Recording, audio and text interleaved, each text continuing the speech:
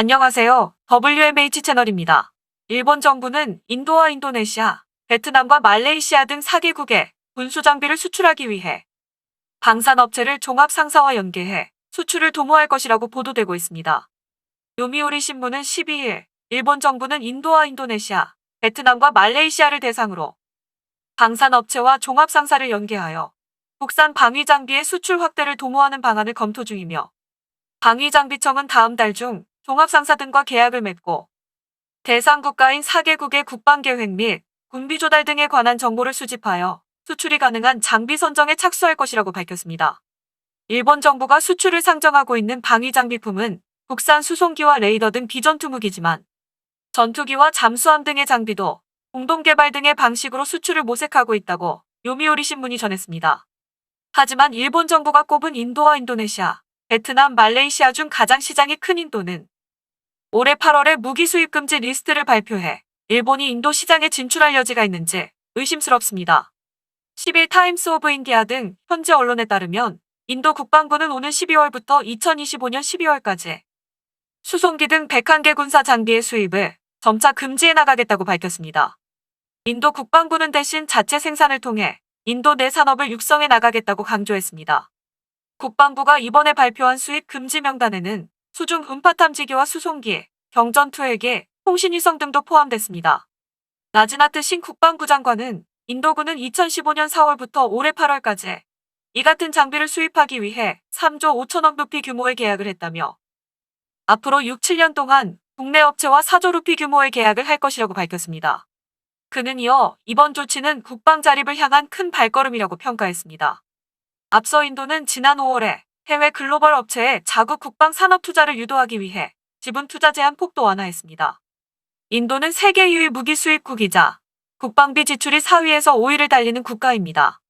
러시아와는 2018년 54억 3천만 달러 상당의 S-400 공급 계약을 체결했고 미국에서도 첨단 해상작전 헬기인 MH-60R 시호크 24대와 세계 최강의 공격 헬기로 평가받는 AH-64E 아파치 6대를 들여오기로 했고 프랑스에서는 라팔 전투기 36대를 도입 중에 있습니다.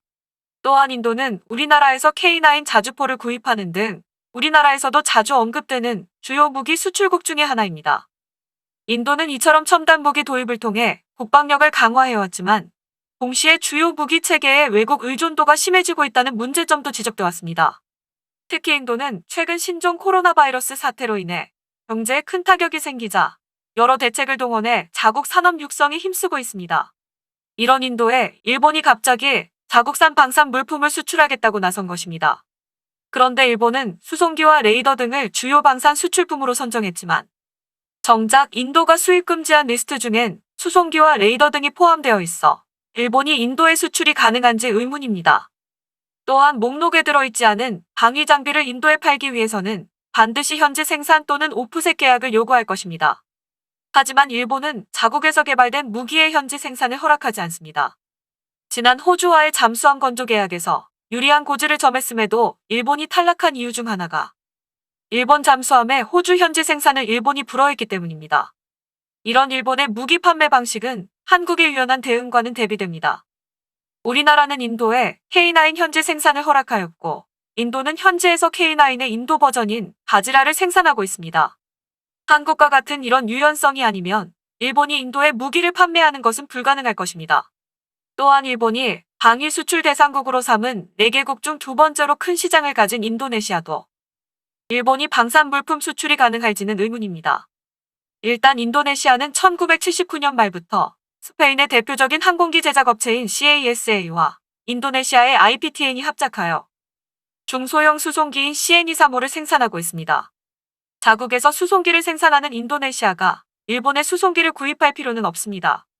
또한 인도네시아는 무기 현대화 프로젝트를 한국과 손잡고 진행하고 있습니다. 인도네시아가 추진하는 차기 전투기 사업은 한국과 공동 개발 중이며 잠수함 사업도 한국과 협력하여 제작 중입니다. 인도네시아가 굳이 위약금까지 벌여가면서 한국과 계약을 끊고 일본과 협력하는 것은 불가능에 가깝습니다. 그나마 현재 4개국 중에 일본이 협력 가능한 나라는 베트남입니다. 베트남은 일본의 국제개발협력 자금을 통해 군사력을 강화하고 있습니다. 베트남이 일본 국제협력기구와 경비함 6척을 건조하기 위한 자금 융자 약정을 지난주 체결했다고 국내 언론이 보도했습니다. 베트남이 JICA로부터 융자할 경비함 건조 자금은 366억 3천만 엔에 달하고 JICA 융자는 40년 상환으로 10년간의 거치 기간을 둘 예정이라고 밝혔습니다. 이 자금으로 건조될 경비함들은 2025년 10월까지 베트남 해양경비대에 인도된다고 합니다. 베트남은 남중국해 파라셀 군도 등에서 중국과 영유권 분쟁을 벌이고 있다는 점에서 이번 경비함 건조가 중국의 해양 확장을 견제하려는 의도로 해석되고 있습니다. 뿐만 아니라 베트남은 인도와도 고속 경비함을 공동 개발 중으로 대중 견제형 전력 확장은 지속될 것으로 보입니다. 그런데 이번 JICA로부터의 융자는 일본의 국제개발협력 자금이 군사용으로 쓰여지는 것이어서 주목됩니다. 일반적으로 선진국들의 국제개발원조는 군사적 목적보다는 경제개발과 인도적 지원 용도로 쓰여지는 경우만 있었을 뿐 군사적 용도로 국제개발원조를 지원하지는 않았습니다.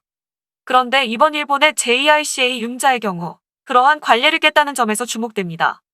뿐만 아니라 베트남은 자국의 인공위성 개발에도 일본과 협력하고 있으며 발사체 역시 일본의 로켓을 사용하고 있습니다.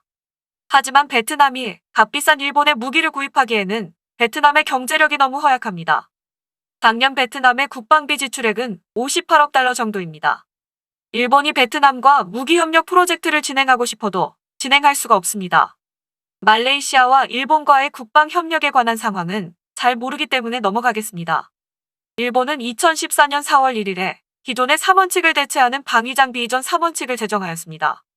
새 3원칙에는 기존의 공산권과 분쟁이 우려되는 국가라는 표현이 제거되면서 실질적으로 수출 제한을 폐지한 것이 아닌가 하는 우려가 많았습니다.